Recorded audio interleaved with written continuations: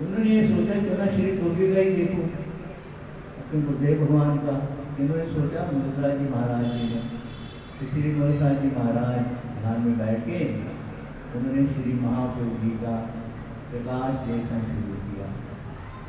उन्होंने देखा इस प्रकाश का कोई अंत ही नहीं हो रहा। शुरू हो गए, चांद तक पहुँचे, तारों तक पहुँचे, आकाश तक पहुँचे, और आगे घूमने लगे। आधा घंटा बैठे हो गया, समाप्त नहीं हो रहा। अनंत स्वरूप उन्होंने देखा, जिस रूप का अंत नहीं तो कह देते हैं अनंत, जिसका अंत ही नहीं। श्री महाप्रभु जी से देखा एक बच्चा मेरे बारे में देख रहा है, वो उठे, हल्का सा उन्होंने प्यार से उनकी गाल पे चांटा लगा दिया और कहा कि देखो तुमको सिखाया हमने, हमारी परीक्षा ले रहा है, हमारा इम्तिहान ले रहा है। जब मिश्र गुप्ता को बोल रहे हैं वहाँ पर, मिश्र गुप्ता मैडम जी चुप हो जाओ, मिश्र गुप्ता हाँ ये गुप्ता जी यहाँ बैठे थे बोल रहे होती है ना,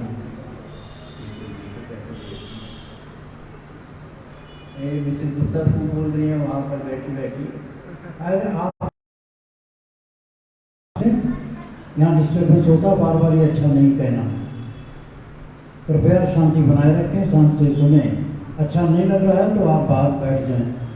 हम विषय से भटक जाते हैं, विषय भूल जाते हैं, बड़ी कहाँ से भैया हमके बताइए कहाँ पर थे हमसे कि हाँ देखना प्रारंभ किया मलुकराज जी महाराज ने। हाँ मलुकराज महाराज जी ने उनको देखना शुरू किया श्री महाप्रभु जी को। उन्होंने कहा देखो ये तो अनंत प्रकाश है।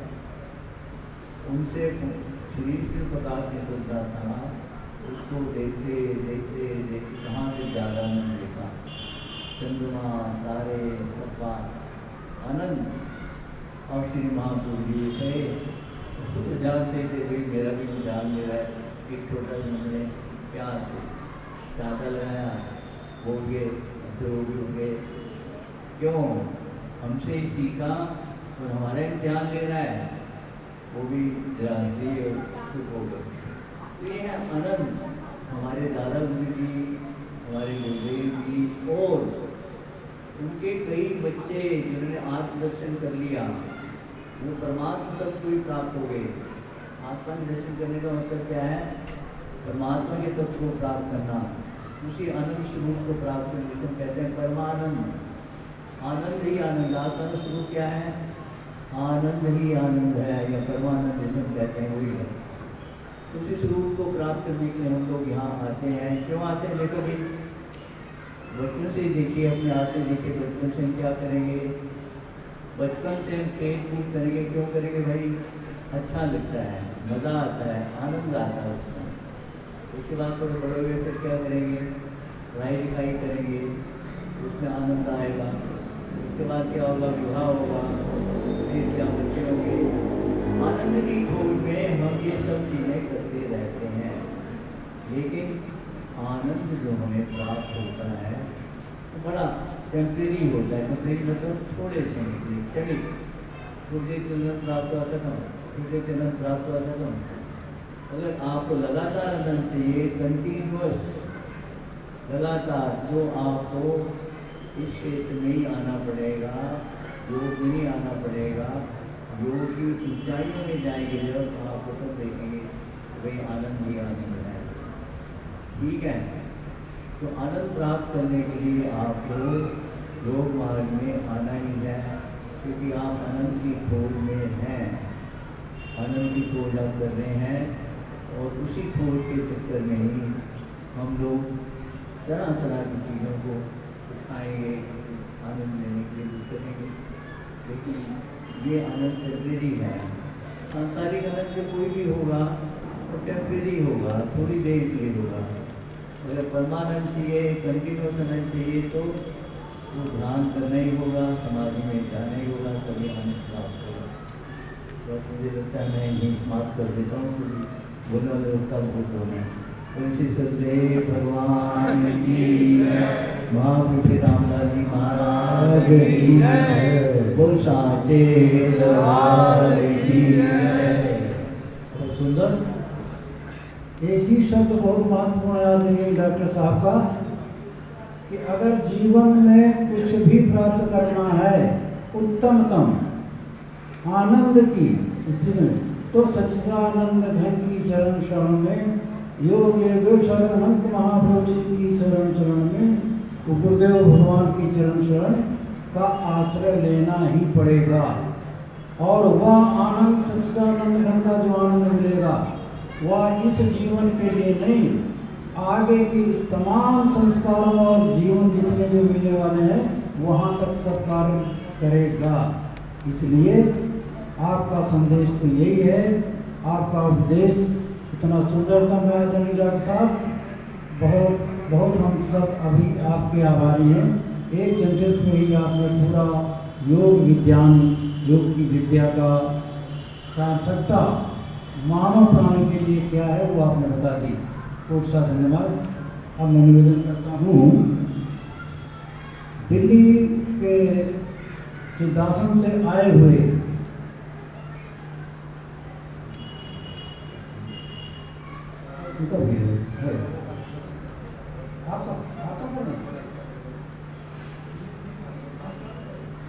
वो क्रम है, इसके बाद में आपका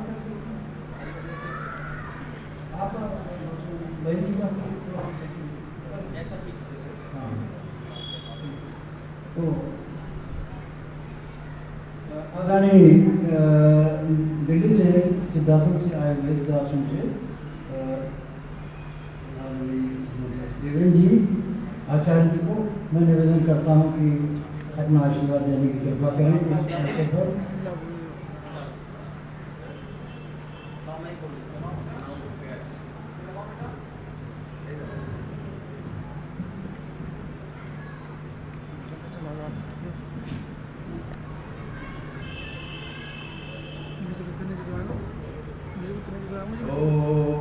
आनन्दमानन्दकरं प्रसन्नं ज्ञानस्वरूपं निजबोधरूपं योगीन्द्रमीड्यं भवरोग्यवैद्यं श्रीमद्गुरुं नित्यमहं नमामि। यस्य प्रसादात् पतिता सुपावना भवन्ति संसारसुतारणा शिवा। योगीश्वराणां परमेश्वरं हरिं श्रीरामलाल प्रभुमीशमाश्रये। श्रीचन्द्रमोहन गुरुमीशमाश्रये। सच्चिदानन्दरूपाय विश्वोत्पत्त्यादिहेतवे तापत्रयविनाशाय श्रीकृष्णाय वयं नमः।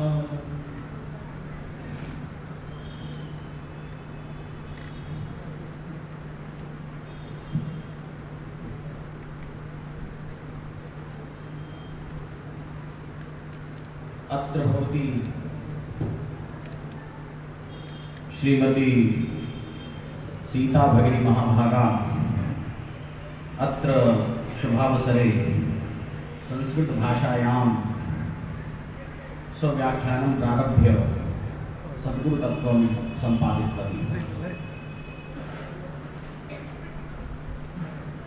सद्गुरुतत्व के विषय में प्रारंभ करके ये बताया व्याख्यान के क्रम में कि सद्गुरु तत्व ही अचिंत्य तत्व है। अभी हमारे डॉक्टर त्रिखा जी ने, जो दिल्ली के ही हैं, हमारे अपने ही हैं, सभी अपने हैं, अपने व्याख्यान में सद्गुरु तत्व की महिमा को उद्घाटित किया कि कैसे हमारे महाप्रभु जी एक समय में ही अनेक स्थानों पर रह करके काया निर्माण के माध्यम से लोक कल्याण किया। उसी समय नासिक में भी थे, ऋषिकेश में भी वो प्रचार कर रहे थे। ऐसी बहुत सारी घटनाएं हैं। तो सिद्ध योग इस प्रकार से किया। ये कार्यक्रम कानपुर का आनंदबंद श्री गुरुदेव भगवान के जन्मोत्सव के उपरांत ही प्राय मनाया जाता है।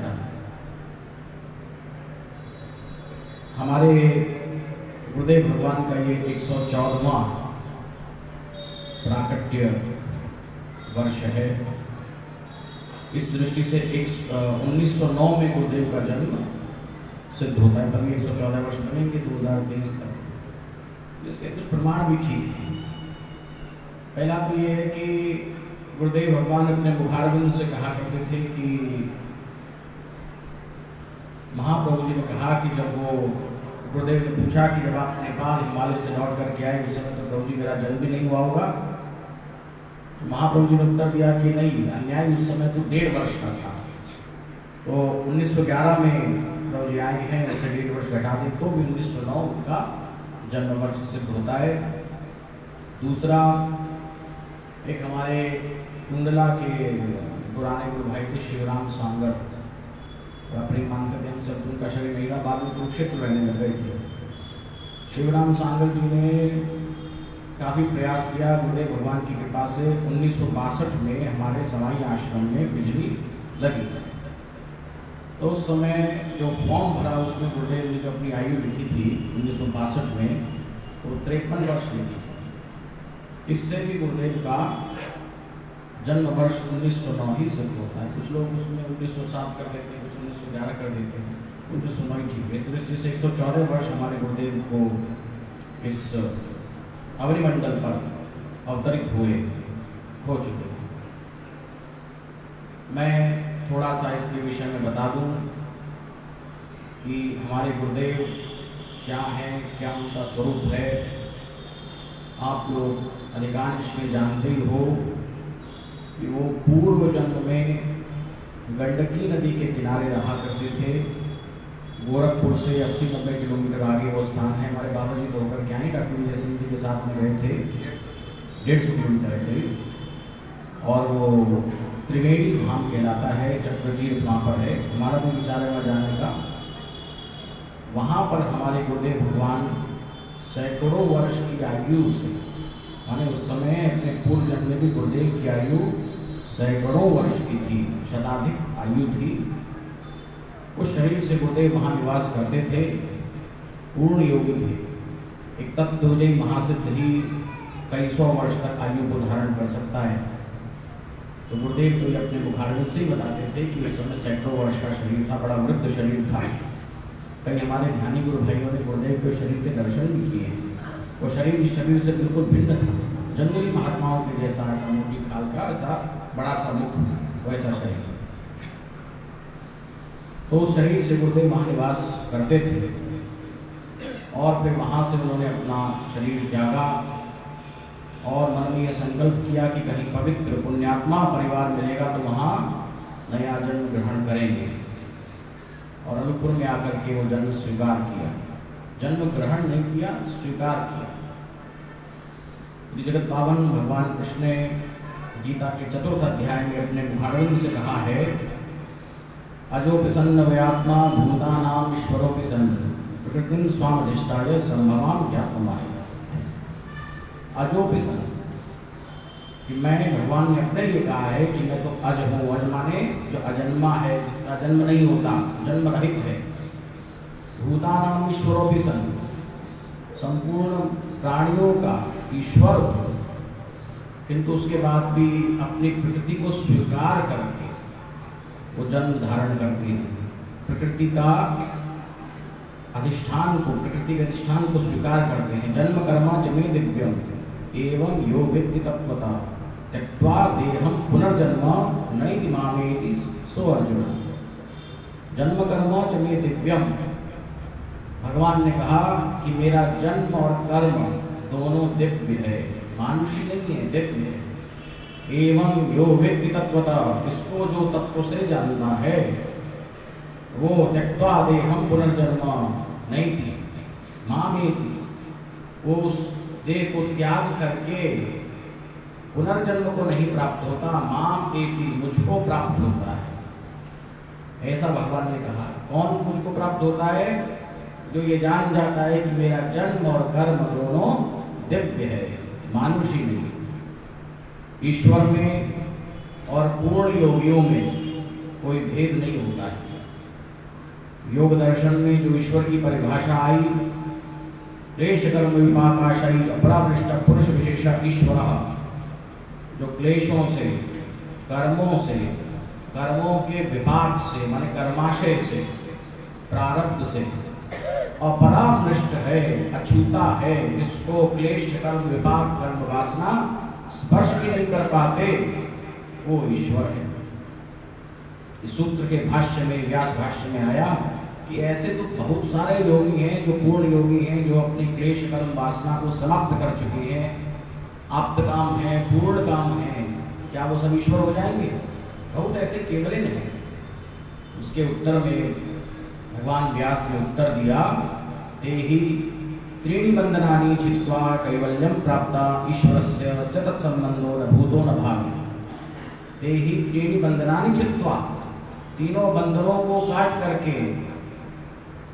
कैवल्य को प्राप्त जो हुए हैं योगी लोग, वो तो अपने तीनों बंधनों को, जन्म मरण व्याधि आदि के बंधन को काट करके, आदि भौतिक आदि दैविक आध्यात्मिक दुखों को काट करके कैवल्य को प्राप्त हुए हैं।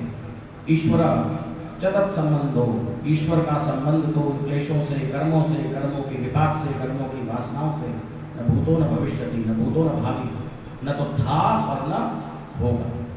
कहने का अभिप्राय ये है कि जो पूर्ण योगी हो जाते हैं उनको भी स्मृति तो रहती है अपने दुख की, कि मैं पहले ऐसे ऐसे दुखी रहा, ऐसे ऐसे मैंने इतने इतने जन्मों में इन संस्कारों का भुगतान किया। केवल ये स्मृति का अंतर है लोक व्यवहार में। वैसे तो ब्रह्मविद ब्रह्मैव भवति, दर्दयात्मशोक कठोपनिषद कहता है कि ब्रह्मविद जो है वो तो ब्रह्मविद्ता तो ब्रह्म ही हो जाता है। तरति शोकम, शोक से तर जाता है, तरति पापमानम, पाप से तर जाता है। ब्रह्मविद में और ब्रह्म में कोई अंतर नहीं होता, वो तो हमारा अपना आत्मस्वरूप है, हमारा अपना आपा है।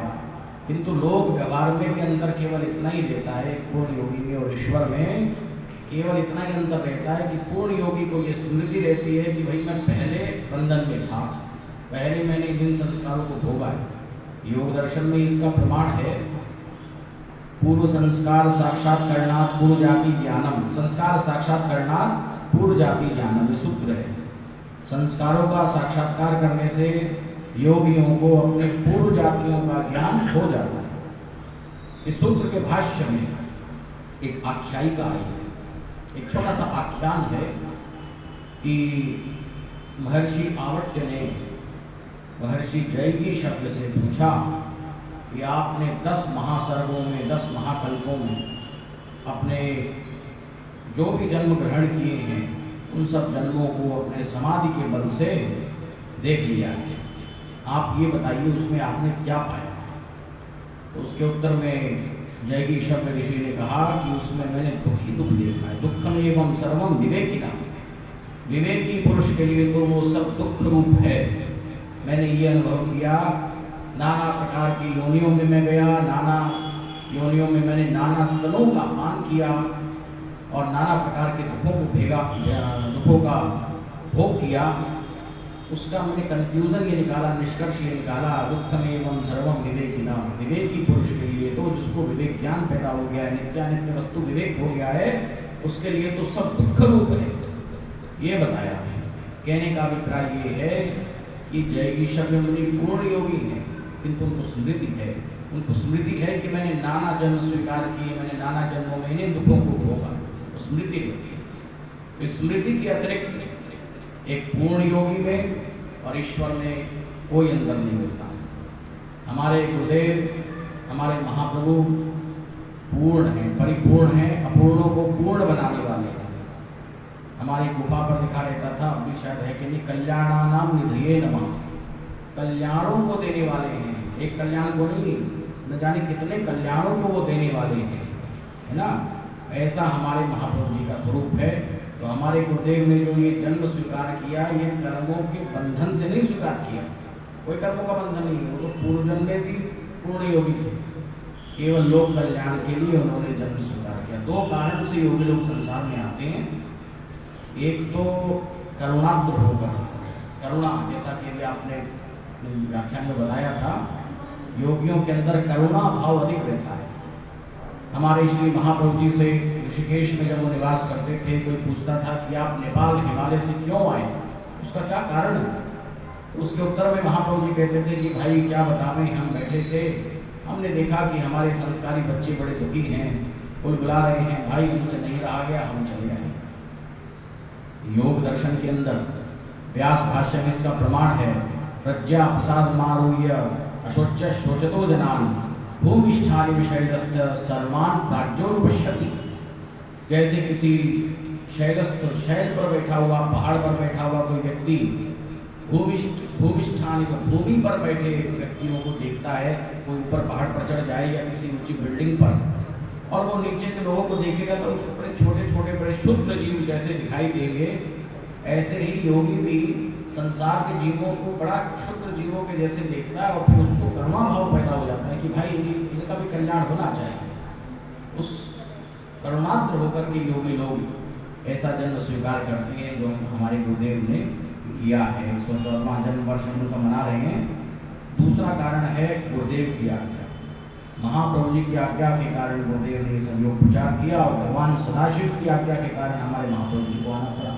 तो दो कारण हैं, एक तो स्वयं में ही उनके इतनी करुणा रहती है और दूसरा फिर उनके गुरुदेव की आज्ञा रहती है। इस कारण से ही योगी लोग इस संसार में आया करते हैं। जैसे हमारे गुरुदेव आए, अपने समाधि के सुख को छोड़ करके गंडकी के किनारे पूर्णत्व में पूर्ण समाधि के सुख को छोड़ करके उन्होंने ये जन्म स्वीकार किया हम अधम जीवों के कल्याण के। यदि गुरुदेव ऐसा न करते तो हम लोग भी ऐसी रोग शोक में पड़े रहते, न जाने कब तक कैसे पड़े रहते। संस्कारी जीवों के कल्याण के लिए ही उन्होंने ये जन्म स्वीकार किया है। और ये जन्मोत्सव मनाने की परंपरा तो मैं बताऊँ कहाँ से प्रारंभ हुई है। सन 1952-53 में दिल्ली में गुरुदेव का योग प्रचार कार्यक्रम चल रहा था। हमारे जो भाई थे प्रोफेसर ऋषिराम गुप्ता, हमने देखे थे, छोटा था तब, थोड़ी अच्छी पर्सनैलिटी थी उनकी। तो प्रोफेसर ऋषिराम गुप्ता हिंदू कॉलेज में, दिल्ली में एक हिंदू कॉलेज है, दिल्ली विश्वविद्यालय में, वहाँ पर वो आंग्ल भाषा के अंग्रेजी विभाग में प्रोफेसर थे। मैं भी उनसे पढ़ा। तो वहाँ पर उन्होंने गुरुदेव के 10 वर्ष तक योग प्रचार कार्यक्रम हिंदू कॉलेज के परिसर में कराया। 1952-53 के कार्यक्रम में तब तक किसी को ज्ञान नहीं था कि गुरुदेव का जन्म दशहरे का है, विजयदशमी का है। केवल रामनवमी और गुरु पूर्णिमा ही मना करता था आश्रम। तो उस समय उन्होंने योग प्रचार कार्यक्रम लिया हुआ था, कार्यक्रम चल रहा था, विजयदशमी का अवसर था। तो गुरुदेव बड़े प्रसन्न मुद्रा में बैठे थे और बोले आज तो छोटा सा बालक हूँ, आज तो छोटा सा बालक हूँ। तो जो हमारे वहाँ गुरु भाई थे उनका अभिप्राय नहीं समझ पाए। गुरुदेव की सेवा में बराबर रहने वाले हमारे आदरणीय श्री भुवनेन्द्र झा वो वहाँ उपस्थित थे। वो कुछ समझ गए कि आज गुरुदेव का जन्मोत्सव होता, इसलिए गुरुदेव ऐसा कह रहे हैं कि आज मैं छोटा सा बालक हूँ। उन्होंने पूछा तो महाराज जी ने स्वीकृति दे दी कि आज हमारा जन्म आज ही हुआ था। तो उस समय तो लड्डू वगैरह ला करके कटवा दिया गया। अगले वर्ष फिर उन्होंने कार्यक्रम लिया दोबारा और गुरुदेव का जन्मोत्सव मनाना प्रारंभ किया। और ये मान करके कि सद्गुरुदत्त शिव स्वरूप होता है, तो जैसे भगवान शिव का पंचामृत इत्यादि से षोडशोपचार पूजन किया जाता है, वैसे ही गुरुदेव का भी पूजन करने की परिपाटी परंपरा प्रारंभ की। 10 वर्ष तक वो जन्मोत्सव वहाँ दिल्ली में मनता रहा। और उसके बाद फिर हमारे सहारनपुर मंडल के ओम प्रकाश मित्तल, मैदान में सहारनपुर वाले, उन्होंने गुरुदेव से प्रार्थना की जन्मोत्सव के लिए।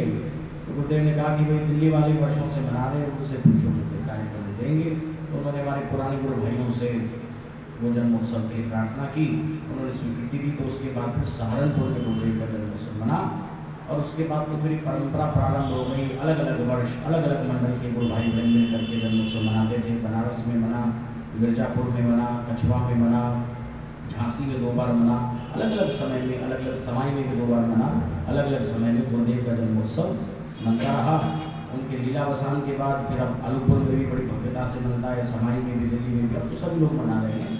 ये जन्मोत्सव मनाने की गुरुदेव की परंपरा ऐसे प्रारंभ हुई। मैंने ये विचार किया जन्मोत्सव के बाद ये उत्सव, ये शिविर का आयोजन है, तो थोड़ा उस पर प्रकाश डाला जाए। हमारे गुरुदेव भगवान क्या है, सदगुरु तत्व क्या होता है, महाप्रभु जी क्या है, उसको थोड़ा जान लेना चाहिए। हमारे महाप्रभु जी नारायण स्वरूप है ना। जब जब योग की अवनति होती है, योग मार्ग का पतन होता है, तब तक वो किसी न किसी रूप में नारायण ही अवतरित होकर के योग मार्ग का अभ्युत्थान करते हैं। गीता में जो भगवान ने कहा है कि मैं धर्म के अभ्युत्थान के लिए आता हूँ, वो धर्म योग ही है, क्योंकि योग ही प्राणी का सहज स्वभाव है। तो उसी योग रूपी धर्म के अभ्युत्थान के लिए भगवान का आविर्भाव होता है। तो इसको हम कई उदाहरणों से भी सिद्ध कर सकते हैं इस बात को कि हमारे महाप्रभु जी के अंदर नारायण तत्व सिद्ध होता है। आदरणीय सीता बहन जी यहाँ बैठी हैं, इनके पिताश्री परम आदरणीय योगराज श्री नरसिंह मूर्ति जी महाराज की एक शिष्या थी रानी पद्मावती, पद्मावती या पद्मावती है ना। वो हमारे गुरुदेव भगवान ये अपने मुखारजी से बताते थे कि वो एक बार कांचीकाम कोटि के शंकराचार्य चंद्रशेखरेंद्र सरस्वती, अभी तो विजयेंद्र सरस्वती हैं, इनके गुरु जयेंद्र सरस्वती का अभी कुछ काल पहले वो देहावसान हुआ है। उनके पहले जो थे चंद्रशेखरेंद्र सरस्वती, वो सिद्ध पुरुष थे। उनके वो कांचीकाम कोटि पीठ में वो रानी गई और उसने जाकर के महाप्रभु जी का स्वरूप दिखा करके पूछा कि ये मेरे परम गुरुदेव का स्वरूप है। उनके गुरुदेव तो नरसिंह मूर्ति जी महाराज और उनके गुरुदेव हमारे महाप्रभु जी। तो उस रानी ने कहा कि ये मेरे परम गुरुदेव का, दादा गुरुदेव का स्वरूप है, इसमें क्या सामर्थ्य है। तो भगवत्पाद शंकराचार्य ने उत्तर दिया, चंद्रशेखर सरस्वती महाभाग ने, कि नारायण स्वयं, नारायण स्वयं, नारायण स्वयं, 3 बार। ये बात हमारे घर आया ना। हाँ कोई बात नहीं। वो सिद्ध पुरुष थे, उनकी एक पुस्तक हमने पढ़ी है द सेज ऑफ कांची, अंग्रेजी में पढ़ी। तो उसमें इससे भी ये सिद्ध होता है। और फिर गुरुदेव इस बात का अनुमोदन अपने व्याख्यानों में करती थे कि महाप्रभु जी नारायण। एक बार हमारे गुरुदेव भगवान अपने एक मित्र को अमृतसर में अध्ययन काल में श्री महाप्रभु जी के चरणानंद में लाने के लिए पूछा, तो महाप्रभु जी ने मना कर दिया, उसको नहीं लाना। कहा कि उसका संस्कार हमारे साथ दशरथ के समय से, दशरथ के समय भगवान राम का अवतार हुआ था, इससे भी ये सिद्ध होता है। तो ऐसे कई ब्रह्मचारी गोपालानंद जी के ध्यान अनुभव आप पढ़ो, उन ध्यान अनुभवों में है कि वो वैकुंठ में गए, वहाँ देख रहे हैं कि महाप्रभु जी ही शेषशैया पर विराजमान है, लक्ष्मी उनके पाद सेवन कर रही है, उनका चरण दबा रही है। तो ऐसे वैसे तो ये सहज सिद्धांत है कि जैसी रही भावना, जैसी प्रभु मूर्त देखी तिन तैसी, जिसकी जैसी भावना होती है वैसा वैसा उसका अनुभव होता है। किंतु ये तात्विक बात है कि हमारे महाप्रभु जी में नारायण तत्व व्यापक है। और बताओ, मत्स्येंद्रनाथ के रूप में हमारे महाप्रभु जी का आविर्भाव हुआ था। मैं व्याख्यान में पहले भी बता चुका हूँ। तो मत्स्येंद्रनाथ को नाथ संप्रदाय नारायण अवतार मानता है, गोरखनाथ को शिवावतार मानता है। उससे भी ये सिद्ध होता है कि हमारे महाप्रभु जी स्वयं नारायण हैं। और हमारे जो गुरुदेव भगवान हैं उनके अंदर शिवतत्व प्रतिलक्षित होता है। गुरुदेव के अंदर शिवत्व दिखता है, इसलिए उनको कृष्ण प्यारे, शिव को कृष्ण प्यारे होते हैं। वो एक सिद्ध महात्मा समाई में आया था टाट बाबा के ज़माने में, टाट बाबा के समय में, आप लोग सब जानते हो। उसने क्या कहा था कि तुम बनारस से आए हो? हाँ महाराज। कि तुम्हें भगवान विश्वनाथ ने भेजा है? कि हाँ महाराज। ये स्वयं विश्वनाथ है। गुरुदेव अपने प्रवचनों में अपनी ओर लेकर के गए, उसने हमको ऐसा कहा कि ये स्वयं विश्वनाथ है।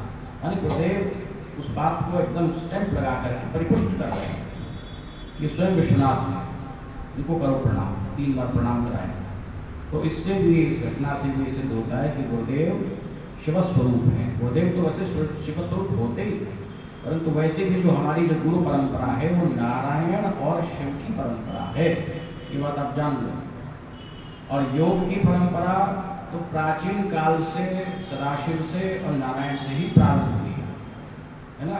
गीता में भगवान ने 4th अध्याय के प्रारंभ में कहा, इमं विवस्वते योगम प्रोक्तवाहनम अव्ययम विवस्वान मन विप्राह मन विश्वाक विब्रवीत एवं परंपरा प्राप्तम इमं राजर्षयो विदु सकाले न महता योगो नष्ट परंतप।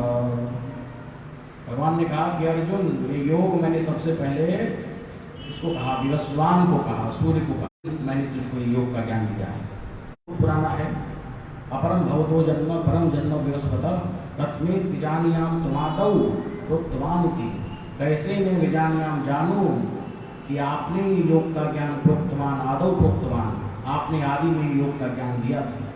तो भगवान ने उत्तर दिया कि बहुनी वेद अतीतानि जन्मानि तव चार्जुन तान्यहम वेद सर्वाणि न त्वं वेत्थ परन्तु। अर्जुन तेरे मेरे बहुत राजर्षियों और ब्रह्मर्षियों में योग की परंपरा। उन्होंने कहा कि एक बार सतयुग सृष्टि के प्रारंभ में, कृतयुग में, सतयुग में ऋषियों ने यह अनुभव किया कि उनको ब्रह्म ज्ञान प्राप्त नहीं हो पा रहा है, उनके पूर्णत्व को नहीं प्राप्त कर पा रहे हैं, कुछ कमी है, कुछ अवशिष्ट है, कुछ गतिरोध।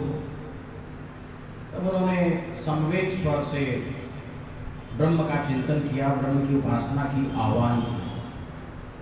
तो एक दिव्य ज्योति के रूप में ब्रह्म प्रकट हुआ, जैसा कि केनोपनिषद में है ना कि यक्ष के रूप में प्रकट हुआ ब्रह्म, उसी प्रकार से एक दिव्य ज्योति प्रकट हुई। ज्योति का मतलब आप लोग कोई ऐसा दिव्य शिखा नहीं समझ लेना। ज्योति का क्या होता है? प्राय हम जब ज्योति बोलते हैं तो लोग बात सोचते हैं कि ये जो घी की बत्ती, वो नहीं। ज्योति का मतलब होता है अखंड मंडलाकार प्रकाश। प्रकाश का नाम ज्योति है। अखंड ज्योति प्रभु रामलाल जय जय जब हम बोलते हैं तो अखंड मंडलाकार व्याप्त जो प्रकाश है वो है हमारे महाप्रभु। तो एक ज्योति प्रकट हुई, दिव्य ज्योति, दिव्य प्रकाश उत्पन्न हुआ और उस दिव्य ज्योति के प्रकट होते ही सभी ऋषियों ने अनुभव किया कि वो पूर्ण हो गई, उनकी समाधि में जो विघ्न था वो समाप्त हो गया है, वो विशुद्ध निर्विकल्प निर्भीत समाधि को प्राप्त हो। तब ऋषियों ने प्रार्थना की, हे प्रभु, जैसे आपने हमको परिपूर्ण किया, हम लोग पूर्णत्व को प्राप्त हुए, ऐसे ही आप इसी ऋषि स्वरूप में विराजमान रहे यहाँ हिमालय में, और आने वाले युगों में भी ऐसे ही ऋषि के रूप में विराजमान रह करके कल्याण करें। उनकी बात को स्वीकार करके ब्रह्म ने एक वृद्ध ऋषि का स्वरूप धारण किया और वो वृद्ध ऋषि के रूप में वो निवास करने लगे, जो आज भी निवास करते हैं। वही हमारे महाप्रभु भगवान सदाशिव। तो सदाशिव ने कैसे स्वरूप धारण किया, ये कथा है। तो इस कथा से भी सिद्ध होता है कि वो भगवान सदाशिव, क्या समय हो गया क्या? नहीं, अभी तो है 15 मिनट है। भगवान सदाशिव ने इस प्रकार से एक वो ब्रह्म ही, विशुद्ध ब्रह्म ही सदाशिव के रूप में प्रकट होकर के, एक वृद्ध ऋषि के रूप में प्रकट होकर के योग का प्रचार किया है, योग मार्ग का उत्थान किया है। तो मोटी बात यह है कि दो परंपराएं हैं, नारायण की परंपरा है, भगवान सदाशिव की परंपरा है। हमारे महाप्रभु जी ही नारायण हैं, हमारे गुरुदेव ही स्वयं शिव। ये बात आप लोग जान लोगे। जब जब योग मार्ग की अवनति होती है, योग का पतन होता है, तब तब वो लोक हित के लिए, लोक कल्याण के लिए अवतीर्ण होती है। वस्तुतः जो उनका स्वरूप है वो तो सद्गुरु तत्व का स्वरूप है। सद्गुरु तत्व तो अचिंत्य है, अवर्णनीय है, अव्यक्त है, उसका तो कोई वर्णन नहीं कर सकता, वो तो वर्णन से बाहर है। जिसके लिए उपनिषदों में कहा गया कि न तत्र सूर्यो भाति न चंद्र तारकम, न तत्र सूर्यो भाति न चंद्र तारकम, नैवा विद्युतो भाति कुतोऽयम् अग्निः। इसका अर्थ ये हुआ कि उस सद्गुरु तत्व के प्रकाश में तो न तो सूर्य वहाँ पर चमकता है, न चंद्रमा चमकता है, न इमा विद्युतो भाति, नेमा विद्युतो भाति। ये विद्युत की तो बात ही क्या करेंगे? ये विद्युत जो है, बिजली जो है, ये तो कुछ भी, कुतोऽयम् अग्निः, अरे अग्नि को तो छोड़ो बिल्कुल, कुतोऽयम् अग्निः, अग्नि तो कहाँ से आया? अग्नि का तो कुछ भी नहीं है प्रकाश, है ना। फिर तमेव भान्तम अनुभाति सर्वम तस्य भासा सर्वमिदं विभाति। कठोपनिषद कहता है कि सद्गुरु तत्व के प्रकाश से ही सब प्रकाशित है। सूर्य में अपना कोई प्रकाश नहीं है, चंद्रमा में अपना कोई प्रकाश नहीं है। सूर्य की डाली में, चंद्रमा की उजाले में बताओ वो कौन है, बताओ वो कौन है। सूर्य का अपना कोई प्रकाश नहीं है। बल्ब जल रहे हैं यहाँ, बल्ब में कोई प्रकाश अपना थोड़ी है। करंट आएगा तो बल्ब प्रकाशित होगा। ऐसे ही सद्गुरु तत्व के करंट से सूर्य प्रकाशित होता है, सद्गुरु तत्व के करंट से चंद्रमा में प्रकाश है। स्वयं प्रकाश नहीं है, स्वयं ज्योति तो केवल ब्रह्म है। वही ब्रह्म सद्गुरु तत्व है, वही स्वयं ज्योति है। अन्यथा सूर्य में जो प्रकाश है, चंद्रमा में जो प्रकाश है, विद्युत में जो प्रकाश है और अग्नि में जो प्रकाश है, वो ब्रह्म का ही प्रकाश है, वो ब्रह्म ही सद्गुरु तत्व है। वो तो अयम अग्नि है, अग्नि की तो बात ही क्या करें, यानी एकदम ऐसा तिरस्कृत कर दिया उपनिषद ने, इनके अंदर अपनी कोई ताकत नहीं है, ये सद्गुरु तत्व की ताकत से चमकती है ना।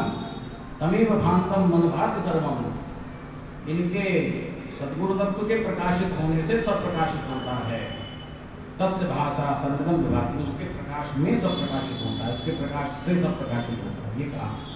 फिर उसके बाद कहा कि मृत्यु धावति पंचमा, कैसे है। उसके बाद कठोपनिषद ने आगे भी इस प्रकार से व्याख्यायित किया है कि न तत् सूर्य भाति न चंद्र तारकम, ये कहा। फिर उसके बाद कहा यस्य भयात् अग्निस्तप्ति यस्य तप्ति सूर्यः, यस्य भयात् अग्निस्तप्ति यस्य तप्ति सूर्यः, वायु धावति पंचमा। पूरा माने उसका भाव ये है, भयात् यस्य अग्निस्तप्ति भयात् तप्ति सूर्यः भयात् इंद्रश्च वायुश्च मृत्युर्धावति पंचमा।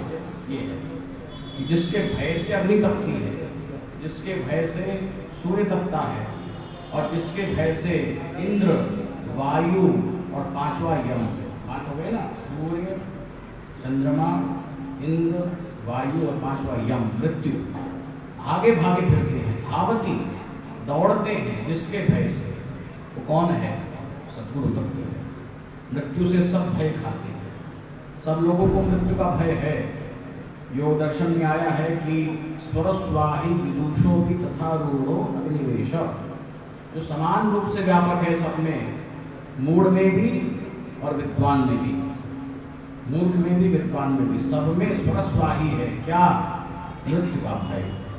मरना कोई नहीं चाहता, अपने अस्तित्व को कोई समाप्त नहीं करना चाहता। विष्ठा कीट से लेकर के ब्रह्मा पर्यंत सबको मृत्यु का भय। ब्रह्मा की भी आयु है ना, तो सबकी आयु बंधी है, सबको मृत्यु का भय है कि मेरा नाश हो जाएगा। उस मृत्यु को जिसका भय है, मृत्यु धावति पंचमा, मृत्यु को जिसका भय है वो सद्गुरु तत्व, वो सद्गुरु सत्ता है। वही सद्गुरु तत्व कभी कभार आकर के लोक कल्याण करता है, बहुत रेयरली करता है। देखो आप गीता भगवान ने अर्जुन को सुनाई, गीता सुनाई भगवान ने अर्जुन को, और अर्जुन बाद में उस गीता को विस्मृत हो गया, भूल गया। ये महाभारत में प्रकरण है कि अर्जुन गीता को भूल गया, नहीं याद रहा उसको। तो उसने बाद में भगवान से, जब ये लोग हस्तिनापुर में बैठे थे, कहा कि वो गीता का ज्ञान आप मुझको दोबारा सुना दीजिए। तो भगवान ने अर्जुन को बड़ा डांटा है, बड़ा ताड़नात्मक। भगवान ने कहा कि ब्रह्म ही कथितम योग युक्तेन तन्मया, वो तो ब्रह्म की वाणी थी गीता, अब तो उसको मैं भी वैसा नहीं सुना सकता, ये भगवान ने।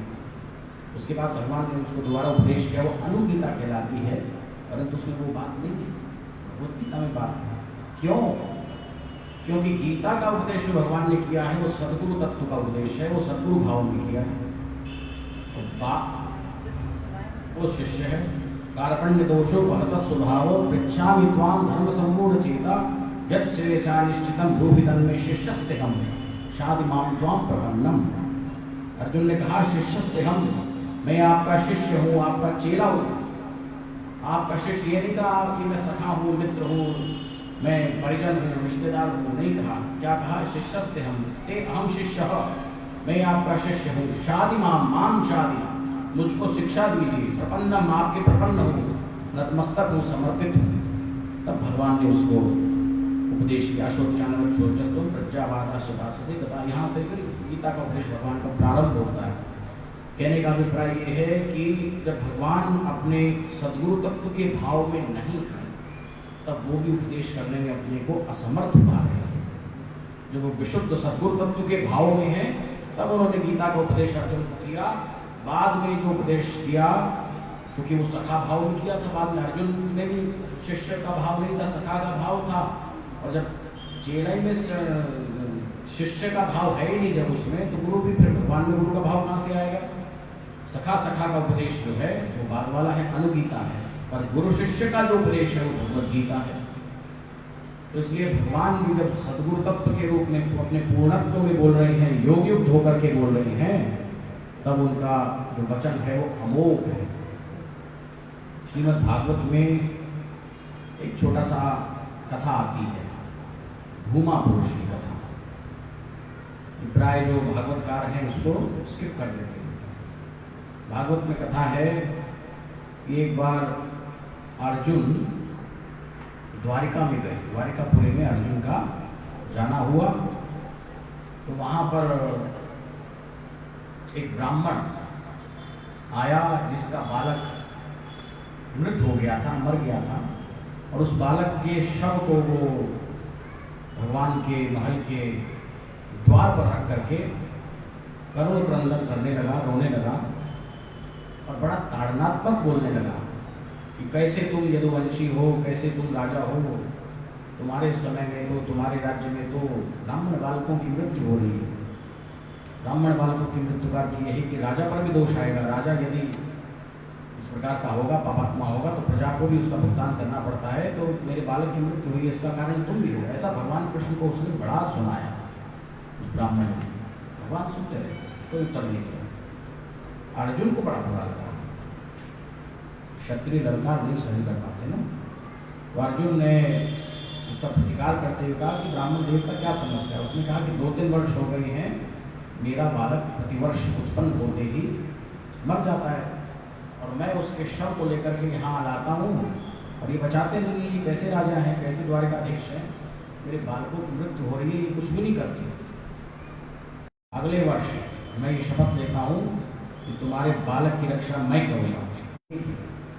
वो बड़े जल्दी आत्मदाह करने की शपथ ले लेते थे, जैसा जयद्रथ वध के समय भी ले लिए। अगला 1 वर्ष बीत गया। उस ब्राह्मण की पत्नी को, ब्राह्मणी को गर्भ रहा। 1 वर्ष के उपरांत जब उसका प्रसव का समय आया तो ब्राह्मण ने अर्जुन को सूचित कर दिया कि अब मेरी पत्नी को प्रसव होने वाला है, बालक होने वाला है, आप अपनी तैयारी कर लो। तो अर्जुन हस्तिनापुर से द्वारिका पहुँचे और उन्होंने जो ब्राह्मण की जो कुटी थी, अपने बाणों का संधान करके वो पूरे को उसको जो है कवर कर दिया, एक पिंजरा जैसा बना दिया। और उसके बाद कहा कि यम की ये सामर्थ्य नहीं है कि इसको भेद सके, इसमें प्रवेश कर जाए। अब अपनी पत्नी से कहो कि सुखपूर्वक प्रसव करे। प्रसव हुआ, बालक उत्पन्न हुआ। बालक की रोने की वाणी भी आई, आवाज अर्जुन ने कहा देखा पैदा हुआ है, जीवित है, ये होता है क्षत्रिय बल। ऐसा अर्जुन ने अहंकृति बताया। तो जा करके देखा तो बालक स्वस्थ था, उत्पन्न हुआ था।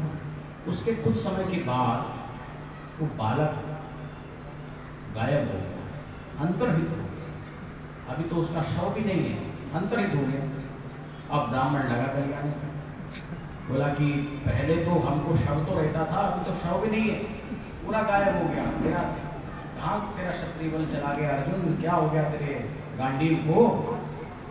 मेरा तो बालक का शव भी नहीं रहा, तू तो बड़ी लंबी लंबी बातें कर रहा था।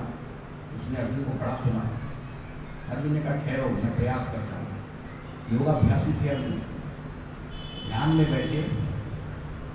और ये वर्णन है श्रीमद् भागवत में, 14 भुवन के अंदर उसने अर्जुन अपने सूक्ष्म शरीर से गए और उन्होंने उस बालक के जीव को ढूंढने का प्रयास किया। यमपुरी में गए, स्वर्ग में गए, भू भुव स्वम अजनात्म सत्यम, सब ऊपर के नीचे क्या तनातन पताल रासातन इत्यादि सब में अर्जुन ने जा करके देखा तो उस बालक का जीव कहीं भी उपलब्ध नहीं हुआ।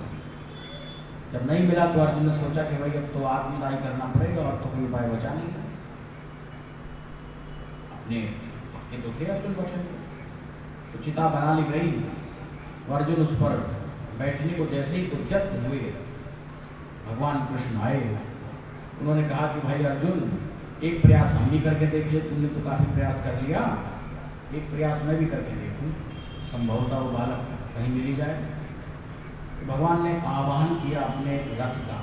दारुक भगवान के सारथी रथ को लेकर के आए और आकर के उन्होंने दारुक ने, भगवान ने दारुक से कहा कि भाई जहाँ अब हमको जाना है वहाँ ये तुम नहीं जा पाओगे, मैं ही रथ को चला दूंगा।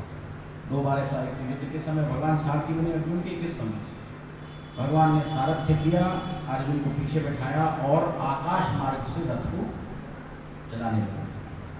ये वर्णन है कि अनेक लोकांतर निकलते चले गए, अनेक लोकांतर निकल गए और रथ तीव्र गति से आकाश मंडल में चलता रहा। अंत में एक अंधकार में स्थान आया। इतना अंधकार था कि जो घोड़े थे, रथ के जो अश्व थे, वो उस अंधकार में नहीं जा पाए। तो भगवान ने सुदर्शन को याद किया। सुदर्शन आकर के आगे आगे चलते रहे। उस सुदर्शन के प्रकाश में रथ, भगवान का रथ जाना संभव हुआ। घोड़ों को प्रकाश मिला, उस प्रकाश में अश्व आगे बढ़े। ऐसे करते वो एक ऐसे स्थान पर पहुंचे जहां अंधकार का लवलेश भी नहीं था, विशुद्ध प्रकाश था। वहां उन्होंने देखा कि एक दिव्य पुरुष विराजमान है। भगवान कृष्ण ने भी जाकर के उस दिव्य पुरुष को प्रणाम किया, अर्जुन ने भी प्रणाम किया। और फिर उस दिव्य पुरुष ने, जिसको भागवत में भूमा कहा गया, भूमा पुरुष, भूमा ने आशीर्वाद में वत्स कहा, जिसको भगवान कृष्ण वत्स कहा, और कहा कि वत्स, मुझको तुमको देखने की इच्छा है, क्योंकि तुम्हारा कार्यकाल पूरा हो गया है पृथ्वी मंडल का। अब तुम अपने लोक को लौट आओ, अपने स्वधाम को आ जाओ। और इसलिए मैंने इस बालक के जीव को अपने पास में रख लिया था। उस बालक का दे दिया, उसका सूर्य शरीर जिसको ले जाओ। उसको प्रणाम करके फिर भगवान लौट आए, ब्राह्मण को ला करके उसका बालक दे दिया।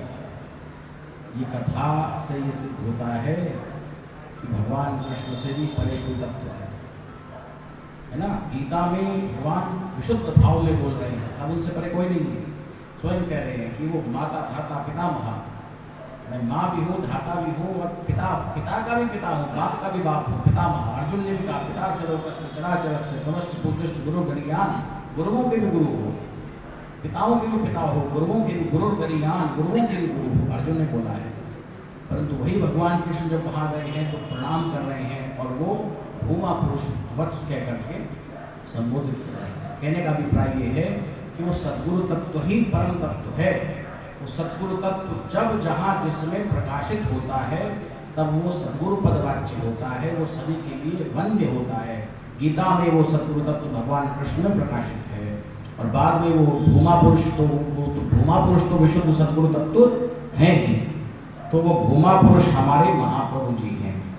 महाप्रभु रामलाल जी महाराज भूमा पुरुष है। हमारे गुरु भाई परमादरणीय डॉक्टर विजय सिंह जी हैं, उन्होंने गुरुदेव के समय में एक लेख लिखा था, भूमा पुरुष महाप्रभु श्री रामलाल जी महाराज। लेख लिख के गुरुदेव को दिया, गुरुदेव ने वो लेख 10 बार माथे पर लगाया। तो कहने का अभिप्राय ये है कि सद्गुरु तत्व ही परम तत्व है। नास्ति तत्वम गुरु परम, गुरुदेव से आगे परम तत्व कुछ नहीं होता। और वो सद्गुरु तत्व ही जहाँ जिसमें प्रकाशित होता है वो सद्गुरु पद अभिवाच्य होता है। वही सद्गुरु कहलाने योग्य है जिसके अंदर सद्गुरु तत्व प्रतिष्ठित है, और कोई नहीं है। तो इसलिए सद्गुरु तत्व की ही उपासना है, शरीर की उपासना नहीं है। शरीर की जो उपासना है, श्रोत्रिय ब्रह्मनिष्ठ आचार्य की जो उपासना बताई है, वो उसमें जो प्रतिष्ठित सद्गुरु तत्व है, पर तत्व है, उसकी उपासना है। वो पर तत्व तो बुद्धि से भी परे है, मन से भी परे है, इंद्रियों से भी परे है। इंद्रियाणि पराण्याहु इंद्रियभ्यं परम मना मनसस्तु परा बुद्धे यो बुद्धे परतस्तु सब। बुद्धि से भी परे वो विशुद्ध ब्रह्म वही सद्गुरु तत्व है। और वह सद्गुरु तत्व जब जिसमें प्रकाशित होता है वो सद्गुरु कहलाता है। वही सद्गुरु तत्व हमारे महाप्रभु जी में प्रकाशित हुआ, वही सद्गुरु तत्व हमारे गुरुदेव भगवान में प्रकाशित हुआ, इसलिए वो सद्गुरु कहलाए। इसलिए वो सब लोगों के लिए वरेण्य है ना। अरण्यम वरेण्यम सुरेशम रमेशम हम लोग आरती में बोलते हैं। इसलिए वो पशुपतिनाथ हैं। पशु कौन है? जो जीव बंधन में है उसको पशु की संज्ञा दी गई है शैव योग में। और जो बंधन से मुक्त है स तो सदैव मुक्ता, वो तो सदा ही मुक्त है, वो पशुपति है। तो इसलिए हम लोग उन गुरुदेव के चरणों में बैठे हैं जो स्वयं नारायण है, जो स्वयं शिव है। उनके चरणों में बैठ करके जो लोक कल्याण के लिए योग मार्ग के अभ्युत्थान के लिए आते हैं, उनके चरणों में बैठ करके जो उनका चिंतन करता है, उनका ध्यान करता है, उनके बताए मंत्र का श्वास प्रश्वास की विधि से जप करता है, वो उस कल्याण निधि को पा जाता है। यदि कोई ये सोचता है कि भाई गुरु जी तो अब चले गए, अब कैसे ध्यान लगेगा, तो ये तो केवल उसका मानस भ्रांति है। सदगुरु तत्व तो कहीं नहीं जाता, वो तो सदैव रहता है। जैसे हमारे महाप्रभु जी नेपाल हिमालय में बैठ करके सबको देखते रहते हैं, ऐसे गुरुदेव भगवान भी वहाँ विराजमान रह करके देखते रहते हैं। एक ही तत्व है, उनकी दृष्टि में जो आ जाता है वो तर जाता है। तारने, जैसा भी त्रिखा जी ने कहा था ना कि प्रभु जी तो तारने वाला बनाना चाहते हैं, औरों का भी कल्याण करने योग्य बनाना चाहते हैं, तारने वाला बन जाता है। स्वयं तीर्ण परान तार्यति, स्वयं तो तरता ही है, दूसरों को भी तारने की सामर्थ्य उसके अंदर आ जाती है।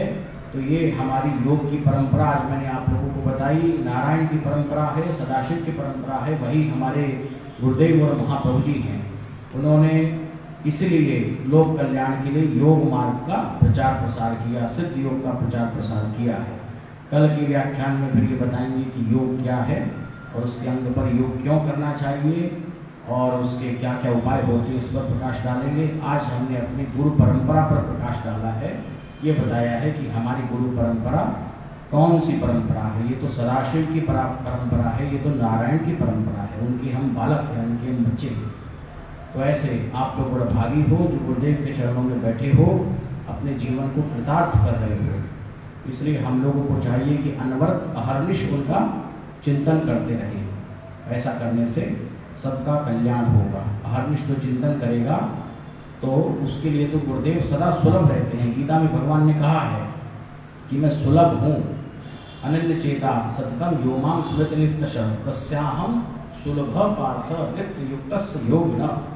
जो मेरा अनन्य अहर्निश चिंतन करता है, अह माने दिन और निशा माने रात्रि, दिन रात जो चिंतन करता है मेरा, उसको तो मैं सदा सुलभ हूँ। किसको सुलभ हूँ? नित्य युक्त योगिन, जो नित्य युक्त योगी है उसको मैं सदा सुलभ हूँ। उसके लिए मैं कभी भी दुर्लभ नहीं हूँ, उसको मैं कभी भी अप्राप्य नहीं हूँ, उसको मैं सदा सुलभ हूँ। तो इसलिए अपने चिंतन को बढ़ाइए, अपने मंत्र जप को बराबर करिए, अपने ध्यान को बढ़ाइए। ऐसा करने से आप लोग कल्याण को प्राप्त हो जाओगे। योग मार्ग ही कल्याण का मूल है और गुरुदेव के द्वारा ही उसकी प्राप्ति संभव है। हम लोग गुरु मार्ग के उपासक हैं। सदगुरु तत्व में सभी देवी देवताओं की उपासना हो जाती है। सर्वे पदे हस्ति पदे निमग्ना, सदगुरु की जो उपासना कर लेता है तो सबकी उपासना हो जाती है। इसलिए प्रभु जी की आरती करने में सबकी आरती हो जाती है, सब कुछ हो जाता है। अस्तु, बस अब व्याख्यान को समाप्त करें, समय हो गया है। श्री सद्गुरुदेव भगवान की जय। परम प्रभु श्री रामलाल जी महाराज की जय। योग योगेश्वरन श्री सद्गुरुदेव चंद्रमौली महाराज की जय। सिद्ध गुफा समाई धाम की जय। सांचे दरबार की जय। वृंदावन बिहारी लाल की जय। शंकर भगवान की जय। हर हर महादेव। बहुत सुंदर गुरु तत्व का स्पष्ट दर्शन विवेचन आदरणीय हमारे ब्रह्मचारी जी ने किया है। मैं सोचता हूँ दोहराने की बात नहीं है। अपने गुरुदेव भगवान महाप्रभु जी नारायण स्वरूप और सदा शिव स्वरूप ही हैं। इसका एक छोटा सा दृष्टांत आपको मैं देना चाहूँगा, जो मैंने स्वयं देखा, पढ़ा, सुना और उसके बाद में स्वयं में देखा, इससे परिपुष्टि होती है इस कथन की। वह क्या था? बनारस में कार्यक्रम चल रहा था गुरुदेव भगवान का। गुरुदेव भगवान ने अपने चरण श्रवण में मुझे भी बुला लिया था। मैं था और काफी के प्रिंसिपल साहब थे दुबे जी। कार्यक्रम का दूसरा दिन था, ऐसे ही कुछ चर्चा चली तो दुबे जी ने कहा कि प्रिंसिपल साहब गुरुदेव भगवान से प्रार्थना की, कहा लल्ला जाओ, जाना चाहिए, जरूर जाओ। हम लोग गए, गंगा जल लिया, दूध लिया और सब ले करके फूल माला ले करके प्रवेश किए और हम लोग जब अर्चना पूजा कर रहे थे, दूध का किया, गंगा जल से किया, तो दुबे जी बोले, अरे प्रिंसिपल साहब जी आपने देखा? हमने कहा क्या देखा? अरे कहने की तो गुरुदेव भगवान इसमें दिख रहे हैं, गुरुदेव भगवान दिख रहे हैं। ये तो अच्छा देखें तो आप यकीन करिए कि मेरी आंखों में तो दोस्त नहीं उस समय हो सकता है, और नदीवी जी के उसमें उस कुंडी में जब जलाभिषेक कर रहा था, इसमें गुरुदेव भगवान का वह स्वरूप जिससे कि बनारस में उपस्थित थे, वही स्वरूप उसमें मुझे देखने को मिला। आप ये देखिए। तो हमने कहा कि तो कृष्ण का चर्चा अक्सर करते हैं, कृष्ण जी की भगवत गीता का ये करते दिग्दर्शन कराते हैं, उसी की चर्चा करते रहते हैं, लेकिन ये तो यार इसमें दिख रहे हैं, फिर शंकर जी भी इसमें बने दिख रहे हैं। तो ध्रुव जी बोले यार सुनो, ये कुछ न कहो, अब चलो गुरुदेव भगवान से ही इसको पूछा जाएगा। अब ये तो बहुत बड़ा अद्भुत है भाई जी। हम लौट करके आए, गुरुदेव भगवान उनको चरण वो साष्टांग दंडवत किया कि प्रभु जी आप बहुत बड़े लीलाधारी हैं। प्रभु जी बोले चलना क्या हो गया, क्या मंदिर नहीं गए? तुम तो कह रहे थे दर्शन करने जाना। हमने कहा प्रभु जी हम गए थे आपके आदेश से और वहीं से लौट रहे हैं, लेकिन आप जैसे यहाँ बैठे हैं उसी तरीके से मंदिर में उसमें मूर्ति में जो हम प्रक्षालन कर रहे थे उसका अभिषेक कर रहे थे, तो आप तो उसमें दिख रहे थे। तो बोले तुम भ्रांति हो, ये तुम्हारी भ्रांति होगी। उसको उन्होंने टाल दिया, कहने कि ये तुम्हारी भ्रांति होगी, और मुस्कुराए, कहने ये लल्ला तुम्हारी भ्रांति होगी, और मुस्कुराने लगे। फिर से साष्टांग दंडवत की कि लल्ला ये सब महाप्रभु जी की याद का है, ये सब महाप्रभु जी की वो है, आशीर्वाद आपको है। तो जो अभी आचार्य जी अभी जो बता रहे थे, ये आंखों देखी बात मैं कह रहा हूँ ये। और इसके अलावा भी कई बार अनुभव में जब आरती हम करते हैं अपने मंदिर में, तो वो जो स्वरूप है वो शिव स्वरूप ही दिखने लगता है। अभी कल की बात थी, यहाँ पर दोनों स्वरूपों में वो शिव शंकर जी के वो ऊपर से गंगा जी बह रही और नीचे वो ऐसे बैठे हुए दोनों के दोनों स्वरूप में। हम कहें कि ये हम तो मंदिर में तो नहीं है, हम जाते हैं वहाँ पर मंदिर में दर्शन, हमने कहा कि ये तो हमारे पूजा घर का भी स्वरूप में दिखे, ये तो ये कैसे यहाँ पर दिख रहा है। ये मैं कल की आपको बात बता रहा हूँ सायंकाल की आरती का। तो क्या ये लीला है, क्या ये उनका दर्शन है। अर्जुन को समझाते समझाते पहले ही दूसरे ही अध्याय से शुरू कर दिया था। अर्जुन जो मुझे तत्व से जानता है, और वह तत्व क्या है, आचार्य जी ने आज बहुत स्पष्ट किया, वह शिव तत्व है, नारायण तत्व है, वह स्वयं नारायण है। और नारायण का भी हमने देखा था, उसी समय मेरी दीक्षा हुई कानपुर में, आचार्य जी के शर्मा जी के यहाँ कार्यक्रम हो रहा था। तो पहली बार मैं गया, वो महाप्रभु जी का स्वरूप जो वहाँ पंडाल में लगा था, देख करके मैं देखते ही रह गया। हमने कहा ये कहाँ से कैसे क्या है। चंद जी उस समय स्टार पर बेचा करते थे, हम तुरंत आए वहाँ से। हमने कहा कि मैं लखनऊ से लौट रहा था और हम उनके उसमें बंगले में घुस गया और प्रवेश किया, तो लौट के आया। हमने कहा ये बताइए कि ये जो स्वरूप उसमें पंडाल में लगा है, हमें तो उनसे उनके दर्शन करने हैं। तो बोले कि इसके लिए उनका कहाँ मिलेंगे आप बताइए। तो उन्होंने कहा वो जो कुर्ता धोती पहने बैठे हैं वो बताएंगे। अरे हमने कहा वो तो सेठ जी क्या बताएंगे, आप बताइए कहाँ आप जानते हो, हमको कोई उसका साहित्य दीजिए, कुछ पढ़ने को दीजिए। उन्होंने पॉम्पलेट दे दिया कि कार्यक्रम 3 दिन का है। और बाद में दूसरे ही दिन हम लौट करके कानपुर जी गए और उनके चरणों में प्रार्थना की और कहा कि लल्ला कहाँ से हो, कानपुर से है, क्या करते हो बताया। तो हमें प्रभु जी हम दीक्षा के लिए प्रार्थना करते हैं सारा रात से। अरे कह रहे हाँ लल्ला कल हो जाएगी, कल एकादशी है, मैं छूट जाऊँगा, गंगा स्नान करूँगा और लौट करके आऊँगा, तुमको दीक्षा दे दूँगा। ये उन कौन कह सकता है ब्रह्म के अलावा, नारायण के अलावा, शिव के अलावा इतनी जल्दी पूर्व जन्म के संस्कारों को देखते देखते जो क्या करें, साफ सुथरा निर्माण कर दे और अपने चरण शरण में ले, तो शिवा नारायण के शिवा शिव तत्व के अलावा कोई नहीं कर सकता है कि जो कि ये दोनों स्वरूप यहाँ पर उपस्थित हैं। हम अधिक और कुछ नहीं कहने के सामर्थ्य रखते हैं। मैं तो जो आचार्य जी ने आज निर्देश किया, जो चर्चा की, उसी में थोड़ा सा मैंने निवेदन स्वरूप आपसे कह दिया है। आचार्य जी, बहन जी, आदरणीय बहन जी, मैं कुछ जानता बनता नहीं हूँ और मेरे जैसे अधमागम को आप सब लोग अपना आशीर्वाद देते रहें और प्रभु जी के चरण शरण के लिए ये आपसे करबद्ध निवेदन है। अब मैं निवेदन करता हूँ, समय के अनुसार आपको आचार्य जी दिल्ली से पधारे, इतना कष्ट करके आप आए। हम आपको पहले भी आपके से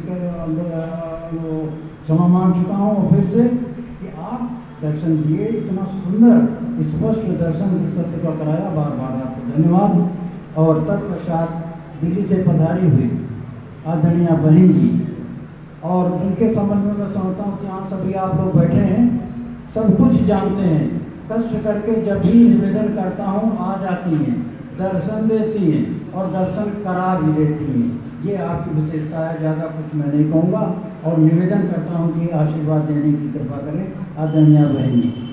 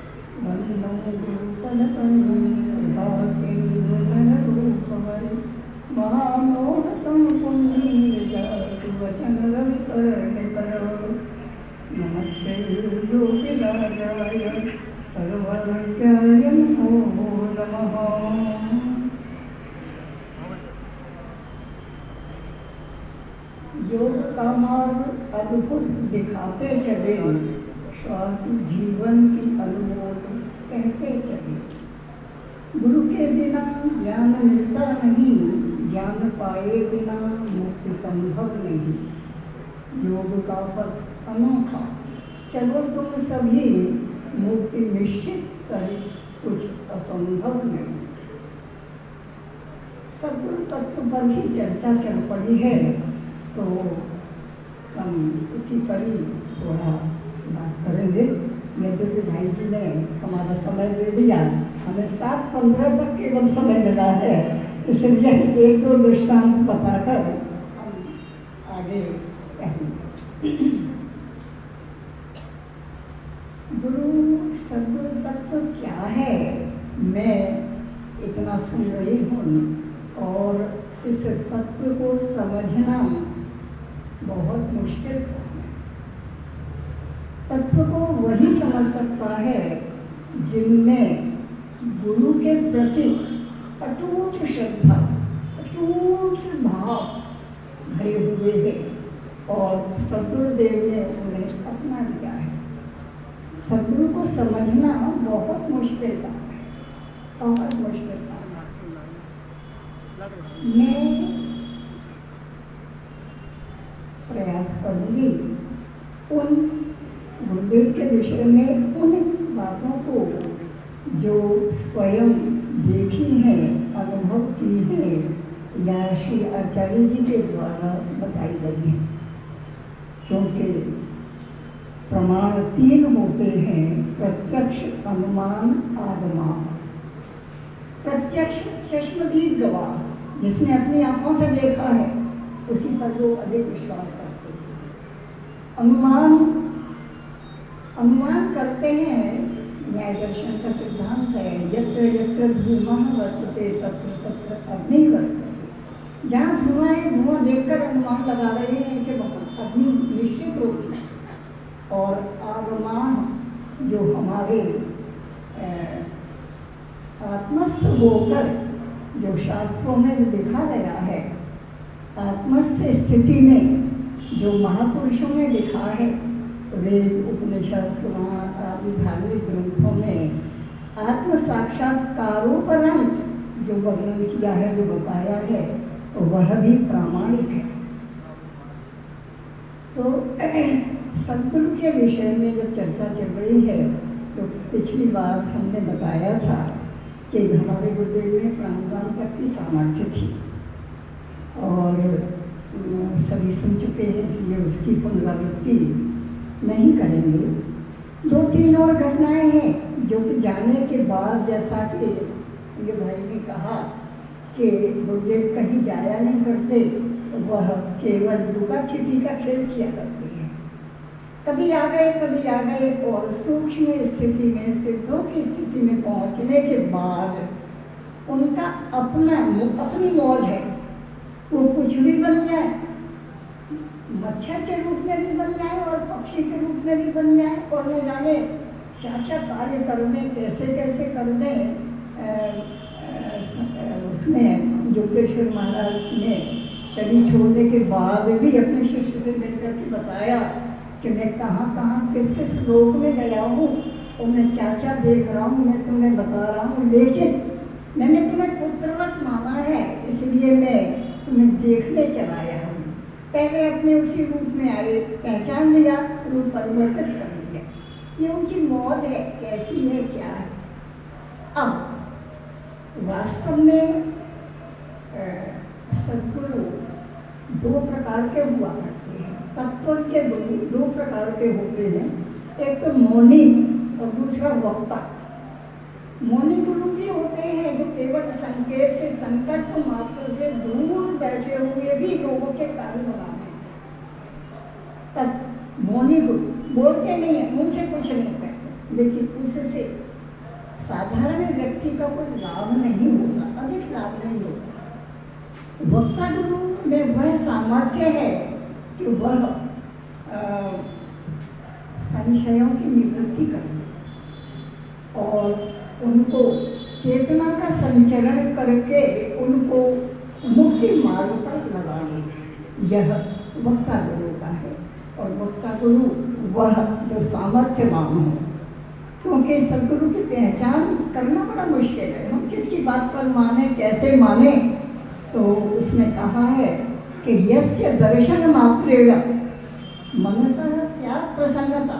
जिनके दर्शन मात्र से किसी को देख करके मन अपने आप प्रसन्न हो जाता है, मन खींचा चला जाता है, उनमें वह गुरुत्वाकर्षण है कि मन अपने आप खींचा चला जाता है। मनसः स्यात् प्रसन्नता, मन प्रसन्न हो जाता है, लगता है कि ये इनसे हमारे कोई संस्कार जुड़े हुए हैं। और स्वयं भूयात् धते शांति। कितना भी विचलित, कितना भी लेकर उद्विग्न व्यक्ति जाए गुरु के सामने, सामर्थ्यवान गुरु के सामने, तो वह मनसः स्यात् प्रसन्नता, स्वयं भूयात् धते शांति, धैर्य और शांति प्राप्त होती है। सर्वभवति परम। हमारे गुरुदेव के विषय में 2-3 चर्चाएं, 2-3 घटनाएं जो सुनी है और उनके मुख से ही सुनी है। शायद यह 1970 के आसपास की बात है। हमारे घर एक व्यक्ति आए और वह कालिका जी दिल्ली में रहते थे, नाम मुझे ठीक से याद नहीं, पर उनके मुख से सुनी बात मैं अवश्य बताना चाहूँगी। हमारे गुरु क्या क्या नहीं कर सकते, गुरु में सामर्थ्य है, ये तो बहुत छोटी सी चीज़ें हैं। वह काल को भी धता बता देंगे, चलो दूर खड़े रहो, अभी नहीं, अभी ये काम करना है, इसको इससे ये काम लेना है, उसके बाद जाएंगे। यह हमारे सद्गुरु सत्ता की सामर्थ्य है और हमारे सद्गुरु तेज पुण्य है। और इसका वह किस प्रकार का करंट लगता है, यह अनुभव गम्य है, अनुभव की हुई चर्चा है, अनुभव की हुई बात है। जब इस प्रकार की बात हुई तो पूछा, एक दिन इसी प्रकार का रामनवमी का उत्सव था, हम और श्री आचार्य जी दोनों गए और वहाँ जाकर गुरुदेव को, आचार्य जी की आदत थी थोड़ा आगे बढ़ा देते थे कि आप चलो, उनके चरण स्पर्श के एकदम हाथ हट गया। चारों ओर देखने लगे, कोई द्वार तो नहीं खुला, कहीं किस प्रकार की बात है, करंट ऐसा कैसे लगा, हाथ हट गया, न जाने वह कौन सी घड़ी आ गई कि जो देना चाह रहे थे वो छूट गया, वो समय निकल गया। बाद में आचार्य जी गए, उनको भी ऐसा ही अनुभव हुआ, पर चर्चा की क्या है, तो जानते हुए भी हमको शांत कर दिया। कोई ऐसा होता है, हो जाता है।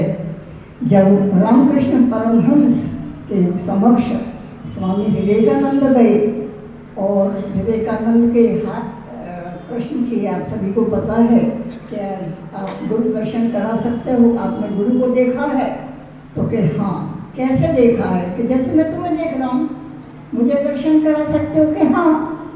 हाथ रखा, करंट लगा और करंट लगते ही ध्यानस्थ हो गए। उसके बाद समझ में आया कि हमारे सद्गुरु किस प्रकार के ट्रांसफॉर्मर हैं। ट्रांसफॉर्मर में वो ताकत है कि वह करंट सब जगह देता है। जब तक हमारे घर में, जब तक हम उसका स्विच ऑन नहीं करेंगे, तब तक हम बिजली का अनुभव नहीं कर सकते। और यह हमारी सबसे बड़ी बदनसीबी है कि हम सब कुछ पाए हुए हैं, सब कुछ जानते हैं कि हमारे सद्गुरु किस प्रकार के हैं, फिर भी हम आलस्य, प्रमाद, व्याधि, स्त्यान, इन सब में ऐसे घिरे हुए हैं कि हम उससे लाभान्वित अधिक नहीं हो पा रहे। रामकृष्ण परमहंस से किसी ने पूछा कि भवबंधन से छूटने का क्या उपाय है, भवबंधन से कैसे छूटा जाए? तो रामकृष्ण परमहंस मुस्करा दिए, उत्तर दिया कि भाई, सर्प दूध भी उसी मुख से दूध पीता है और उसी मुख से काटता है। दूध पीकर बलिष्ठ होता है और सर्प जिसको काटता है, वह जिसको काटा है वह मर जाता है।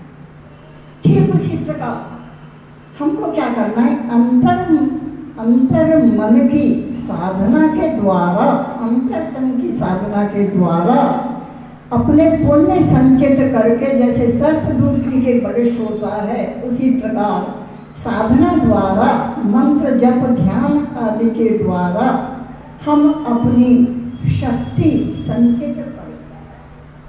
और जिस प्रकार जहर उगलता है सर्प और व्यक्ति मर जाता है, ठीक उसी प्रकार हम उन विषय वासनाओं को, ईर्ष्या, राग, द्वेष, वैमनस्य, मद, मात्सर्य, इनको उस प्रकार से नष्ट कर दें जैसे सर्प के द्वारा काटा हुआ व्यक्ति मर जाता है। रामकृष्ण परमहंस ने बड़े सरल ढंग से बता दिए। पर फिर कहा कि यहाँ पर रह करके तो बड़ा मुश्किल है, सद्गुरु सत्ता को समझना ही मुश्किल है। हम सोचते हैं कि हमें सद्गुरु मिल गए, अब हमारा बोझ वो उठाएंगे, हम निश्चिंत हो गए। भाई, वो तब प्रसन्न होते हैं जब उनकी आज्ञा का पालन करें, शतशः आज्ञा का, अक्षरशः आज्ञा का पालन करें, तब तक सद्गुरु प्रसन्न नहीं होते। अब कैसे किया जाए? तो रामकृष्ण परमहंस कहते हैं कि देखो, कटहल को जब हम काटते हैं तो कटहल काटने पर हमारे हाथ में उसके धूप लग जाता है, चिपक जाता है। उससे बचने का केवल एक ही उपाय है कि आप तेल लगा दो और तेल लगा के उस कटहल को काटो तो आपके हाथ चिपकेगा नहीं। ठीक उसी प्रकार संसार भगवत भजन द्वारा, संसार में भगवत भजन रूपी तेल को लगाकर संसार में विचरण करो, मौत से विचरण करो और किसी प्रकार की आसक्ति, किसी प्रकार का वस्तुओं से, परिवार से, किसी से आसक्त नहीं रहोगे, कोई तुम्हें चिपकेगा नहीं, तुम भगवत भजन का तेल लगाकर करो। यह वास्तव में यही है। पर वो कब? जबकि हमने पूर्ण श्रद्धा हो, यह श्रद्धा हो कि गुरु दिव्य तेजोमय अलौकिक हैं, उनके मेरे गुरु जैसा कोई नहीं संसार में, एकमात्र मेरे ही सद्गुरु सामर्थ्यवान हैं। एक वो जो बता रही थी मैं कालिका जी की घटना दिल्ली के, तो वो 1970 में आए घर, और घर आकर वो बताने लगे आचार्य जी को कि भाई आपके गुरु को समझ नहीं पा रहे हो। कैसे? कि भाई मैं भी बड़ी मुश्किल से समझा। कैसे? कि मैं बहुत परेशान था, घर में कभी आग लग जाती थी, पूजा का स्थान जल जाता था, कभी कोई सीढ़ियों से धक्का दे देता था, कभी बालक बेहोश हो गया, आदि आदि अनेक प्रकार की घटनाएं होती थी। तो मैंने बड़ा उपाय किया, तांत्रिकों को कराया, हवन पूजन, जिसने जितना मांगा मैंने उनको वो मांगा दिया, पर लाभ नहीं हुआ। परिणाम केवल ये हुआ कि हम परेशान हो गए, व्यापार करते थे वो ठप हो गया, परिवार में खुशी नाम की चीज़ ही समा। इसी मन से कि अब तो उचित है कि हम अपना प्राण त्याग दें। इसी भावना से कि कैसे त्यागें, क्या त्यागें, कैसे कब करें, तो छत पर लेटा हुआ था चारपाई पर, और छत पर लेटा हुआ मैं ये सोच रहा था कि अब प्राण रखना उचित नहीं है परिवार में, वो जब मैं सुख नहीं ले सकता तो मेरा जीवित रहना व्यर्थ है। अचानक देखा, ऊपर निगाह गई, बादलों में देखा कि लिखा हुआ है श्री रामलाल प्रभवे नमः, समाई और आगरा। देखा बादलों में, आँख खोलकर पढ़ा कि कुछ गलत तो नहीं है, कर कुछ क्या है, केवल एक चीज समझ में आई, आगरा। आगरा समझ में आया कि देखते हैं वहाँ जाकर कुछ न कुछ पता लगेगा। आगरा चल दिए, और उस समय यह सुविधा नहीं थी, बिजली घर था फव्वारे पर, तो वहाँ जाकर के बस से उतरा, दिल्ली से आगरा की बस में, और खड़ा लोगों से पूछने लगा कि भाई समाई कोई जगह है क्या? तो लोगों ने कहा हमें नहीं पता, हमें नहीं पता।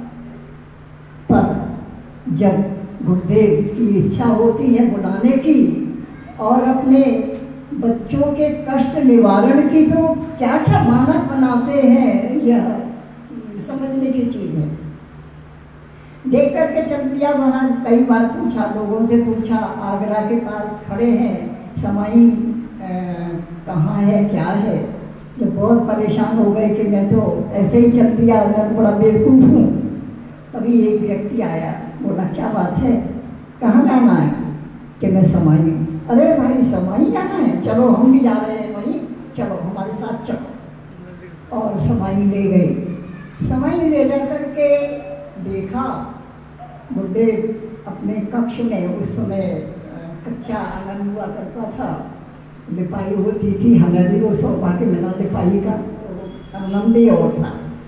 वहाँ अपने आराम कुर्सी पर बैठे हुए थे, और वो सज्जन जो लेकर के उनको गए थे, वो गुरुदेव को देखते ही उन्होंने तो देखा, और जो लेकर के आए थे वो कहाँ अंतर्धान हो गए, पता ही नहीं चला, अदृश्य हो गए। उन्होंने देखा कि मैं उनसे कुछ पूछूं कि क्या यही गुरु हैं, तो देखा कि वो है ही नहीं, गायब। गुरुदेव को ऐसे ही जैसे ऐसे दूर से ही प्रणाम करके बैठ गए। मैं बड़ी उम्मीद ले करके आया हूँ, और मैंने ऐसे ऐसे अच्छा अच्छा ठीक है ठीक है ठीक है, हाँ सुनो सुनो ठीक ठीक, सुना ही नहीं, और बुलाया, भुवनेन्द्र प्रसाद का पुष्प का प्रसाद देके।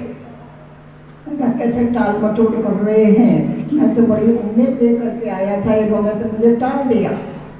और भुवनेन्द्र लाए प्रसाद, पुष्प का प्रसाद दिया, कहा खा जाओ।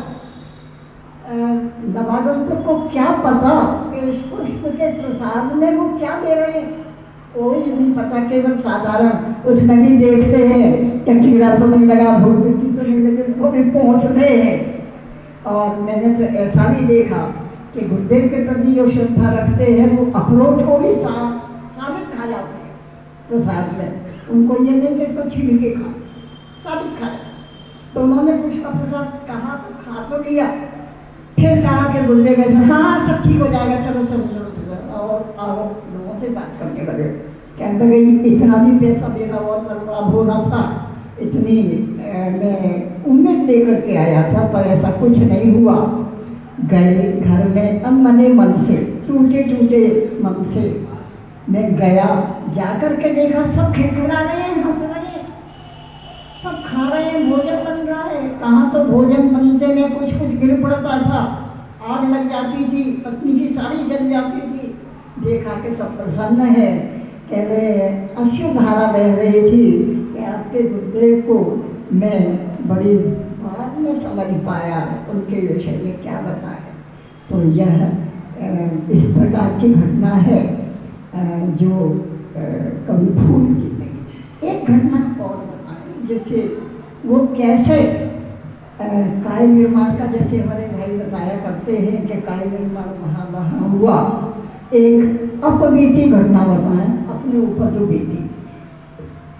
पुष्कर में एक महात्मा रहा करते थे, और वो महात्मा जज थे पहले, और वो जज का कोई एक डिसीजन उन्होंने मृत्यु दंड का लिखा, और वह मृत्यु दंड लिख करके रख दिया। सुबह उठे तो उसमें आजीवन कारावास लिखा हुआ था। तो उन्होंने कहा कि भाई मैं लोगों का भविष्य जज हूँ, न्याय में क्या करता हूँ, आजीवन कारावास कैसे लिखा मिला। बस गए और जो भी दिया कागज और रिजाइन कराए, इस्तीफा दे दिया, और आकर के महात्मा बन गए। पुष्कर के जंगलों में रहने लगे वहाँ जाकर। तो वहाँ हम लोग अक्सर जाया करते थे उनसे मिलने के लिए। बंगाली थे और शक्ति संपन्न थे वो भी, क्योंकि गुरु सत्तत्व जिसमें विराजमान हो जाता है, वह स्थूल शरीर में किसी भी प्रकार का हो, पर वह गुरु तत्व केवल एक है, वही सब में विद्यमान है। तो वो हम लोग अक्सर जाते थे और बंगाली में बड़े बच्चों की तरह बात करते थे। एक बार ऐसा हुआ, गए वहाँ और जाकर के बैठे, थोड़ी देर बातचीत की। 3-4 लोग गए, इंग्लिश के प्रोफेसर थे, एक रामकृष्ण मिशन के स्वामी जी थे, मिस्टर प्रणवानंद जी। तो हम लोग जाकर के बैठे, थोड़ी देर बात करने के बाद धूप निकल रही थी, गर्मी थी। एकदम कहते प्रोफेसर भागो भागो भागो, बहुत पानी बरसने वाला है, बहुत जोर का बारिश आएगा। हम लोगों ने कहा कि ये हटाना चाहते हैं, भगाना चाहते हैं। 4 कदम चले और चलते ही भयंकर पानी, और पुष्कर के सरोवर के निकट गन्ने के खेत थे, उसमें जाकर ऐसे फंस गए कि अगला पैर रखे तो सरोवर में ही नहीं। उसी समय वो लोग कहने हम रास्ता ढूंढते हैं, और शर्मा जी आप जो हो प्रार्थना करो अपने गुरुदेव को याद करो। गुरुदेव को याद क्या करना, वो तो देख रहे हैं कि हमारे बच्चे कहाँ हैं। और बड़ी जोर की टॉर्च, गुरुदेव कहते हैं टॉर्च दिखा के योगी पीठ फेर लेता है। तो वहाँ से बड़ी तेज रोशनी, जैसे मरकरी का बल्ब का आया, और बड़ी जोर की आवाज़ आई कि इस रोशनी के साथ साथ चले आओ, इस प्रकाश के साथ साथ चले आओ। और जैसे ही हम पार उतर के गए, धन्यवाद के लिए, और लोग तो सोच रहे थे पर आचार्य जी मुस्करा के रहे और कहा टॉर्च दिखाकर, पथ भटके हुए को राह दिखाकर चल दिए, पीठ फेर ली। इसलिए भाई समय तो हमने फिर भी 5 मिनट अधिक ले लिया, कोई बात नहीं भाई जी। एक ही बात कहेंगे कि प्रीत रहीम का दोहा, प्रीतम छवि नैनन बसी, पर छवि कहाँ समाए, रहीमन भरी सराय में, पथिक आए फिर जाए। अपने अपने हृदय में प्रियतम श्री सद्गुरु को ऐसे बिठा लो कि और किसी की आने की सामर्थ्य ही ना रहे। जैसे सराय में, धर्मशाला में सारे कमरे भर जाते हैं, पथिक आता है कि कोई जगह हो, कमरा खाली हो, तो वो कह देता है कि कोई जगह खाली नहीं है। ठीक उसी प्रकार अपने सद्गुरु को, अपने प्राण वल्लभ को इस प्रकार अपने हृदय में बिठा दो कि और विषय वासनाएं, विकार, आसक्ति, लोभ, मोह, काम, क्रोध कुछ भी न आ पाए। इन्हीं शब्दों के साथ आप सभी को यही एक याद रखिए हमेशा कि अपने सदगुरु को ऐसे बिठा करो, क्यों रहे, क्यों एक म्यान असित हो, एक म्यान में दो तलवार नहीं रह सकती। ठीक उसी प्रकार अपने हृदय के उसमें केवल सदगुरु को बिठाओ और किसी को आने ही मत दो, आ ही नहीं पाएगा कोई। इन्हीं शब्दों के साथ चर्चा चलेगी अभी बहुत बहुत अच्छे तरीके से, और शिविर के इस सुखद क्षण को भाव भक्ति से सजा दें। ज्ञान सरिता मुक्ति धारा मैं चलो डुबकी लगाने 2 दिन है आपके पास, और मैं अच्छे से डुबकी लगाएंगे इन्हीं शब्दों के साथ में। बहुत बहुत धन्यवाद।